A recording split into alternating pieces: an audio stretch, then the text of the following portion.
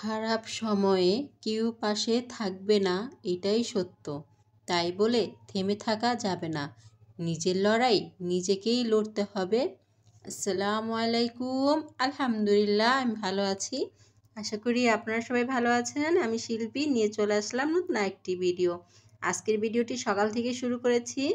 তো সকালে বাহিরের আবহাওয়াটা কেমন সেটাই আপনাদের সঙ্গে শেয়ার করেছিলাম।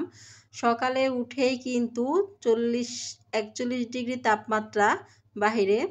তো এখানে হচ্ছে আমি এই যে দেখুন, এখানে হচ্ছে সকালে চিড়া ভিজিয়ে রেখেছিলাম। তারপর সেই চিড়া দিয়ে আখের গুড় দিয়ে লবণ দিয়ে হচ্ছে ব্লেন্ডারে ব্লেন্ড করে একটা শরবত তৈরি করে নিয়েছি। ঠান্ডা পানি দিয়ে তারপরে শরবতটা বানিয়েছি। এটা খেতে কিন্তু দারুণ লাগে। আর এই গরমের সময় সকালে উঠে এরকম একটা ঠান্ডা ঠান্ডা শরবত হলে শরীর মন একদম চাঙ্গা হয়ে যায় ঠান্ডায়। তো খুবই ভালো লাগে, কিন্তু শরবতটাও খুবই ভালো, উপকারী, বাচ্চাদের জন্য খুব ভালো, বয়স্কদের জন্য খুবই ভালো। তো চেষ্টা করি সকালে উঠে বাচ্চাদেরকে একটু স্বাস্থ্য ভালো রাখার জন্য, শরীরটা ঠান্ডা রাখার জন্য এরকম একটা কিছু খাওয়ানোর। তো সেটা ভেবেই আর কি শরবতটা তৈরি করা, চিড়ের শরবত আখের গুড় দিয়ে। তো আপনারা চাইলে আপনাদের বাড়িতে বানিয়ে দিতে পারেন, খুবই ভালো লাগে খেতে। আর এখন চলে এসেছি একদম দুপুরের রান্নায়। তো দুপুরের রান্না হচ্ছে রুই মাছ দিয়ে, এখানে ডাটা আলু দিয়ে রান্না করে নিয়েছে আম্মু। তো রান্নাগুলো আপনাদের সঙ্গে শেয়ার করিনি। আমি আজকে ভিডিওতে অন্য কিছু শেয়ার করব আপনাদের সঙ্গে, কিভাবে এসি ছাড়া ঘরকে ঠান্ডা শীতল রাখা যায়, ঠিক সেটাই আপনাদের সঙ্গে শেয়ার করব। আসলে ইউটিউব ফেসবুক খুললে আজকাল এগুলো দেখা যায়।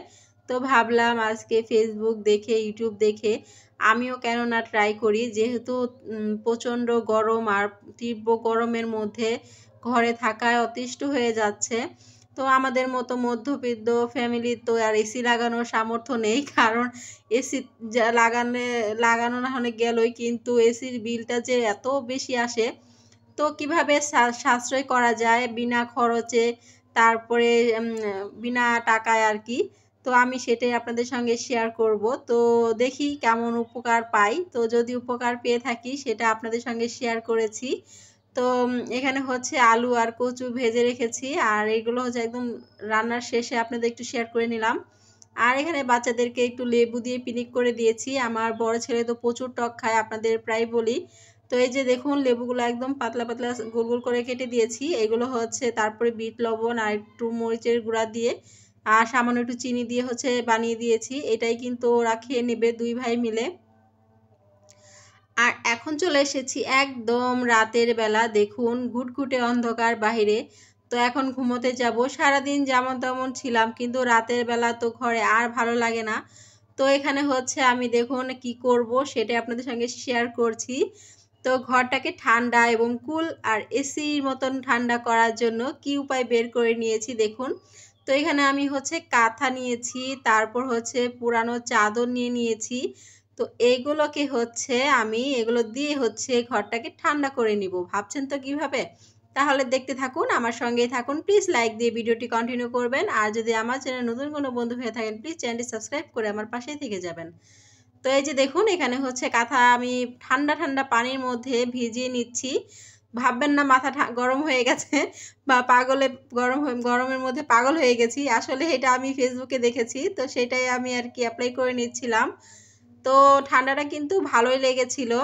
তো এটা ভিজিয়ে হচ্ছে আমি ব্যালকনির যে দরজাটা আছে সেই দরজায় দিয়েছি। আর এই যে দেখুন আরেকটা চাদর ভিজিয়েছি, সেটাকে আমি জানালায় দিব। তো এগুলো দেওয়ার পর রুমটা কিন্তু সত্যিই ঠান্ডা ছিল। তারপরে ফ্যানটা ছেড়ে দিলে কিন্তু একদম ফ্যানের বাতাসটা ঠান্ডা হয়ে যায়। তারপরে একটু ঠান্ডা পানি যদি ছিটানো যায় তাহলে আরও বেশি উপকার হয়। তো আমি সেটা ছিটাতে পারিনি। তো এই যে দেখুন দরজায় জানালায় দিয়ে নিয়েছি। এখন হচ্ছে এক বালতি ঠান্ডা পানি এনে ঘরে রাখবো। তারপর হচ্ছে ফ্যানটা ছেড়ে ঘুমিয়ে যাব। তারপর সকালে উঠে আপনাদেরকে ফ্রেশ একটা রিভিউ দিব। তো যাচ্ছি ঘুমাতে। তো এখন কিন্তু রাত হয়ে গেছে, ঘুমিয়ে পড়েছি। ভালোই ঠান্ডা বাতাস ছিল, ফুনফুনে বাতাসে একদম ঘুমটা ভালো হয়েছে। সকালে উঠে দেখুন সব কিছু শুকিয়ে গেছে। তো এখন বাজে সকাল 5টা। তো এই পর্যন্তই ছিল ভিডিওটি। আজকে এই পর্যন্তই বিদায় নিয়ে নিচ্ছি। আল্লাহ হাফেজ। আসসালামু আলাইকুম।